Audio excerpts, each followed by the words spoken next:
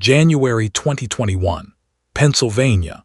Two homicide detectives sit across a table from a man already accused of killing two women. The interviews have been going on for hours. The case files are organized. The confessions are on record. The investigators believe they have finally reached the end of something, that they now understand the full scope of the man sitting in front of them. Two victims, two crime scenes, two murder cases. Then Harold Haulman calmly leans forward and asks a question that changes everything. Can all three cases be combined? The room goes silent. 3 cases. The detectives never mentioned a third victim. There is no third file on the table, no photograph, no name, no hint of anyone else. Nothing in that room, not a single word spoken, not a single document present, should have produced the number 3. One detective looks at the other. Then Haulman says a name neither of them has ever heard. Ashley Parlier. Within hours, a phone will ring 400 miles away in Michigan, and an 18-year-old missing persons case that had gone completely cold is about to crack open. But to understand how investigators arrived at that moment, and why it took nearly 2 decades, we need to go back to the beginning. Bedford Township, Michigan, was the kind of place where people knew each other by name.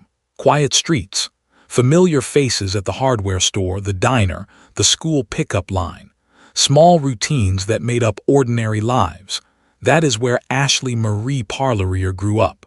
She was the second child of Russell and Sherry Parlier, a working-class family living in a modest neighborhood on the quieter edge of Battle Creek.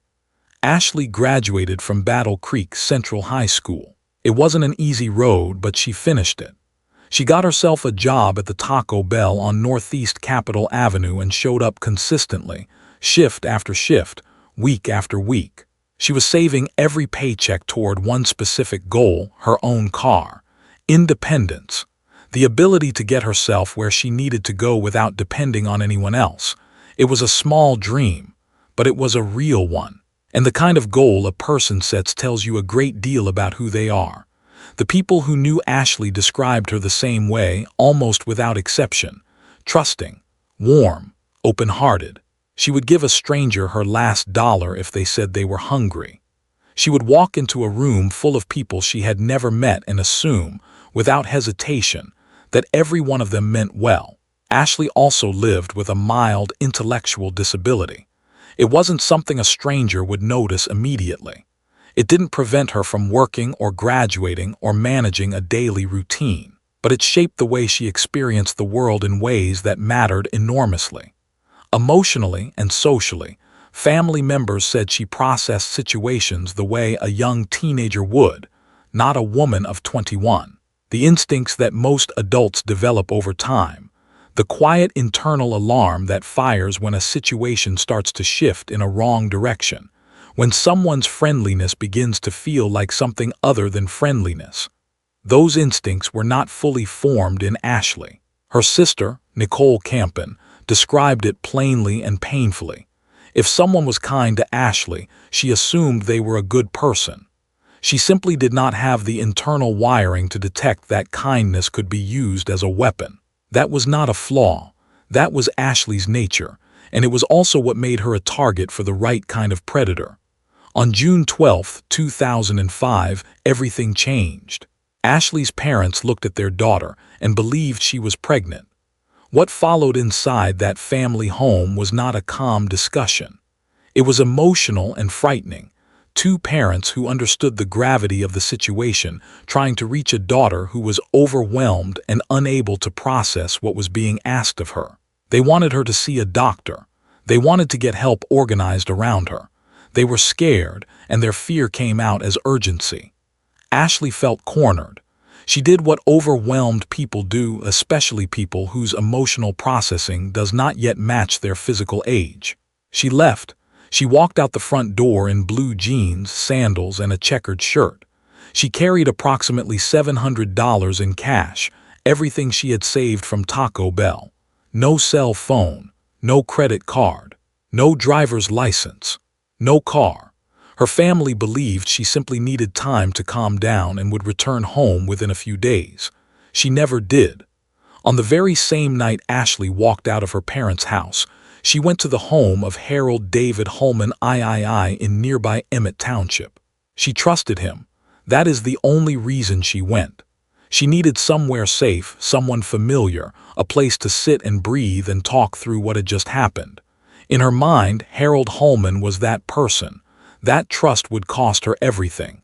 According to Haulman's own confession, Ashley told him about the pregnancy and about the argument with her parents. Haulman told investigators he believed he might be the father of the child she was carrying. What followed inside that home, investigators believe, was a confrontation. Exactly how it began, only one person knows, and that person's account is the only one that exists. According to Haulman himself, he assaulted Ashley during that confrontation and knocked her unconscious. Then he put her in the back of his car and drove south. Newton Township, a few miles below Battle Creek, isolated roads, open farmland. In 2005, stretches of that land were almost entirely dark after sunset, no developments, no traffic, no witnesses. Haulman later described pulling off the road, cutting the engine and sitting in complete silence. Ashley was unconscious in the back seat. No cars passed. In his own words he would repeat to investigators more than 15 years later, his thinking in that moment was this: "The longer I sat there, the more I thought this is as good a place as any." He struck her repeatedly with a piece of wood until she stopped moving. Then he drove home. He showered. The following day, he disposed of his blood-soaked clothing at the warehouse where he worked, as casually as a person empties a waste paper basket at the end of a shift. 2 months later, something drew him back to the location. He returned to Newton Township. He found the spot. He looked at what remained of Ashley Parlier, only bones. He drove home again, and then he simply continued living his life. Back in Battle Creek, Ashley's family reported her missing. Photographs were distributed. Tips flooded in almost immediately. Multiple callers reported sightings near Holton Lake, 2 hours north of the city. Her family allowed themselves to breathe for the first time in days. Every single reported sighting eventually collapsed. Wrong timing, wrong details, none confirmed. Without physical evidence of a crime and without a verified location for Ashley, the case began its long, slow drift into the category of unsolved disappearances that law enforcement never stops working, but also never manages to break. As investigators searched for Ashley, scrutiny turned, as it almost always does in missing persons cases, toward the people who knew her best. Her father, Russell Parlier, agreed to take a polygraph examination without hesitation. He passed. Her mother, Sherry, declined. In a small community already alive with speculation, that decision immediately cast a shadow over the family. No charges were ever filed against Sherry. No evidence ever pointed to her. But a shadow doesn't need evidence to take hold. It only needs silence, and a community willing to fill that silence with suspicion. What most of that community did not know was that Sherry Parlier was already in the early stages of Huntington's disease, a devastating and progressive neurological condition that affects memory, emotional regulation, and a person's ability to manage high-pressure situations. A formal polygraph examination, conducted in a pressurized setting with investigators watching every response, was something she was no longer able to endure. Not because she had something to hide, because she was already losing pieces of herself to an illness that had no cure. But neighborhoods do not always wait for context before they make judgments. The Parlier family spent years living with that shadow. It followed them to grocery stores, to church, to every public place where people who knew Ashley also knew them. It never produced an accusation, and it never went away. Ashley's former boyfriend, the man investigators initially considered as a possible connection to the pregnancy, cooperated fully with every request. No evidence linked him to her disappearance. He was never charged. Investigators traveled across the country in search of answers. Detectives from multiple agencies cycled through the case over the years. Every thread was pulled. Nothing held. In 2020, the case was transferred to the Calhoun County Sheriff's Department after investigators concluded the crime had most likely occurred outside city limits. That transfer came after Russell and Sherry Parlier had already died, both of them, in the same spring season in the same year. They had spent 15 years carrying their daughter's disappearance. They had carried it alongside whispered suspicion they never deserved. They died without knowing where Ashley was, without knowing what had been done to her, without ever hearing the name of the man who had taken her. Nicole Campen, their surviving daughter, would later say, "I wish my parents could be alive to hear this news." 7 words. They contain everything. What investigators would eventually learn, what changes the entire shape of this story, is that Ashley Parlier was not Harold Haulman's first victim. Not even close. In the 1990s, Haulman had relocated with his family to Ramstein-Miesenbach, Germany, a quiet town built in the shadow of one of the largest American military installations in the world. His father worked there as a civilian technician. Then circumstances deteriorated. His father left. A girlfriend took him in briefly. That arrangement ended. With nowhere else to go, Haulman went into the woods, not a shelter or a hostel, but the actual forest between the village of Ramstein and the edge of the military base. He dug a pit in the earth, reinforced the walls with branches and salvaged material, and lived in it.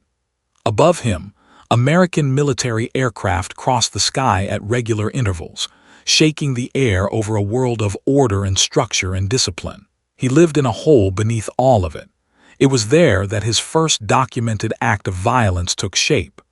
Joseph Lawrence Whitehurst, known to friends as Jay, was 21 years old. His father was an Air Force colonel stationed at Ramstein. He and Haulman were casual acquaintances in the small world of American expatriates living near the base.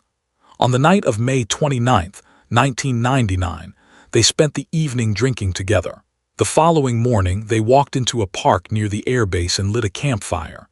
At some point that morning, Haulman raised a club and brought it down on Jay Whitehurst's skull. Not in anger, not in self-defense, not in the aftermath of an argument that had gone too far. When investigators asked him years later why he had done it, his answer was delivered without hesitation. "I killed him just to see what it would feel like."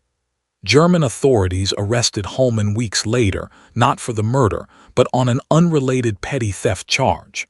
During the interrogation for that minor offense, Haulman voluntarily confessed to killing Jay Whitehurst. No one had pushed him toward it. No one had hinted that investigators suspected him. He simply offered it.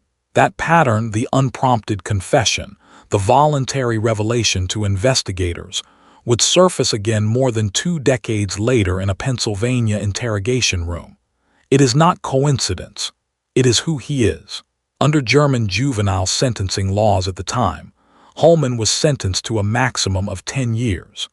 Combined with a psychiatric assessment that found early paranoid schizophrenia and a finding of reduced culpability given his age, he served roughly 3 years.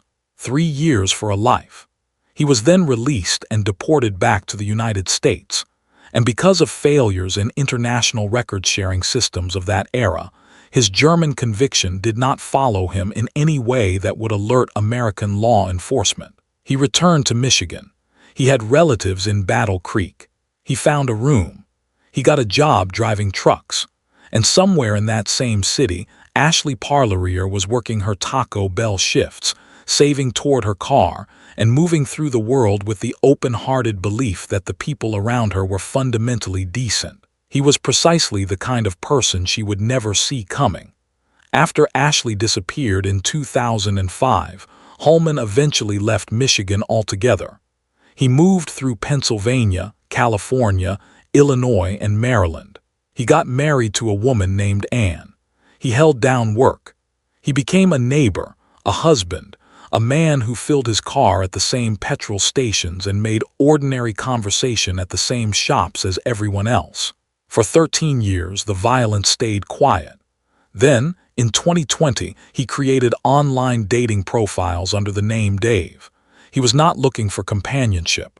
Investigators believe he was deliberately targeting women whose need for connection and trust in others made them vulnerable in ways that were not immediately visible from the outside.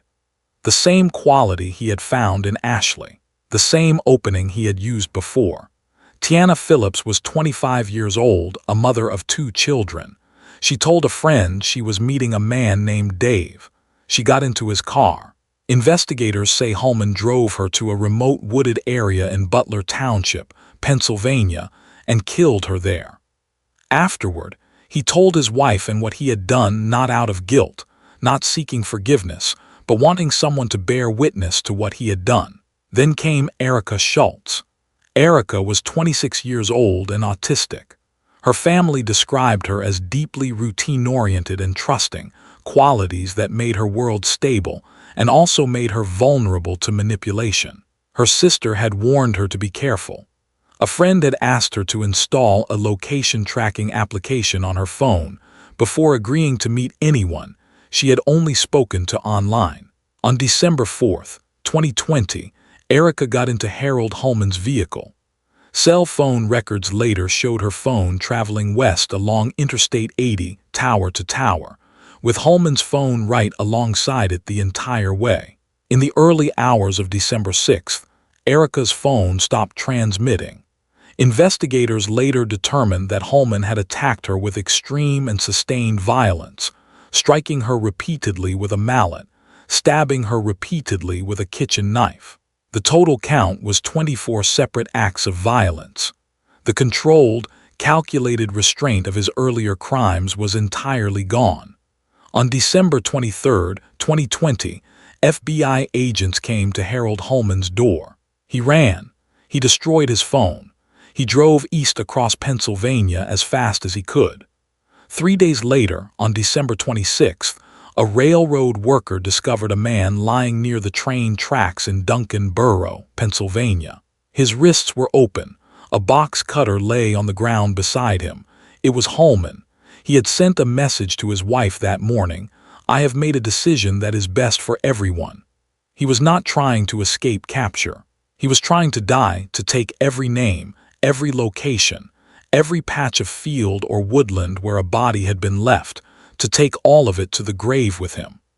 The railroad worker who found him that morning did not simply save a man's life. He saved the truth for 3 families who had been waiting for it. Haulman was stabilized. When investigators returned, he confessed to killing Erica Schultz. He opened Google Maps on a device and pointed investigators to the precise coordinates of where her body had been left. They found her that same day. The confession regarding Tiana Phillips followed. And then, January 2021, 2 detectives, an interrogation room, a man who had already confessed to 2 murders. He leaned forward and asked whether all 3 cases could be combined. Then he said the name nobody in the room had spoken: Ashley Parlier. A phone rang at the Calhoun County Sheriff's Department in Michigan. Detective Jonathan Pignataro, who had been a young patrol officer driving those same roads around Newton Township when Ashley first went missing, picked it up. He heard a name he hadn't spoken aloud in years.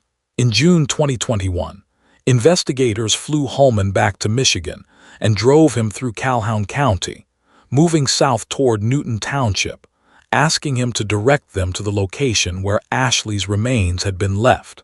He could not find it. The landscape had changed beyond recognition. What had been open, isolated farmland in the summer of 2005 had since been subdivided, sold to developers, and built upon. Roads he remembered no longer looked the same. Fields that had been empty were now neighborhoods, driveways, lawns, houses with lights on in the windows. Somewhere within that transformed landscape, investigators believe Ashley's remains may still be present. Whether beneath a field, a road, or the foundations of a house built years after her death, no one can say with certainty. The search has never been officially closed. That documented reality, that a family could unknowingly be living their daily life on ground where a young woman was left 20 years ago, is not a dramatic embellishment. It is what investigators have stated publicly.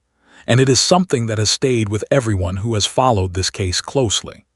On December 14, 2022, Harold Haulman was formally arraigned in Calhoun County on first-degree premeditated murder charges related to Ashley's death. In February 2023, he pleaded guilty to second-degree murder. He was sentenced to 37.5 to 60 years in Michigan State Prison, stacked on top of multiple life sentences already imposed in Pennsylvania.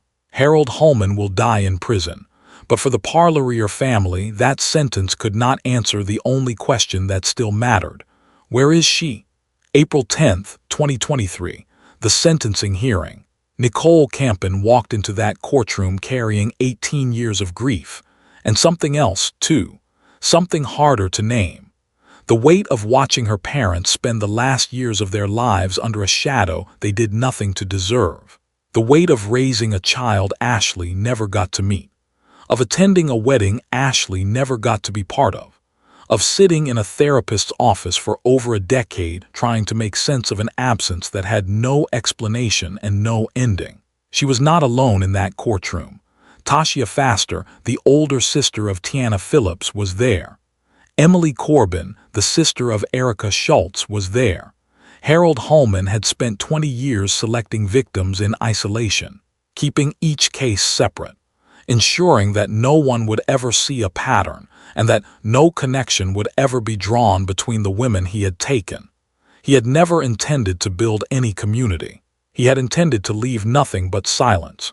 What he actually created was a bond between three women, across state lines, across years, across the unbearable difference of their individual losses, that nothing could dissolve. Tasha Faster looked out at the courtroom and said, "There are only two other girls in this entire world that know exactly how I feel. Knowing that I'm not alone gives me a little bit of comfort." Then Nicole stood and faced the man who had murdered her sister. She had waited 18 years for that moment. She had imagined it, rehearsed it, dreaded it, and still could not fully prepare for it. She did not break. "You murdered my sister, but you killed so much more. You stole a piece of us every day since the day she went missing, until the day we all die." Then she turned away from Haulman and spoke directly to Ashley. "My sweet, naive sister didn't know you were evil. I have no doubt that she loved you and would have raised her child with so much love." When Haulman was given his opportunity to speak, he described what he had done in the flat, mechanical language of someone recounting a minor inconvenience. "I panicked and put her in the back of my car, drove her into a wooded area, and struck her a few times to make sure she wouldn't regain consciousness." Struck her a few times. That is the language he chose to describe ending the life of Ashley Parlier. Ashley Parlier is still in that field. The farmland is gone, private property now, new structures on ground that holds a secret 20 years old. The trees are taller, the soil has settled, the landscape has rearranged itself the way the natural world does over 2 decades. Russell and Sherry Parlier are buried with the wrong kind of ending, a chapter that was closed by death before it was ever truly resolved. Nicole Campen is still here, still in contact with investigators, still waiting. The Calhoun County Sheriff's Department has never officially closed the search for Ashley's remains. If you knew Harold Haulman during his years in Battle Creek, if you saw something, heard something, noticed something that never quite settled right in your memory, the tip line is still open. Some cases don't end with a verdict or a sentence. They end when she finally comes home. This case is a reminder that a single failure, a gap in international record sharing, a killer whose history did not follow him across a border, does not stay contained. It spreads. It touches people who had no part in creating it. Ashley Parlier paid for that gap with her life. 3 families paid for it with everything after. If this story moved you, please subscribe to Ripple Effect Stories. Every week,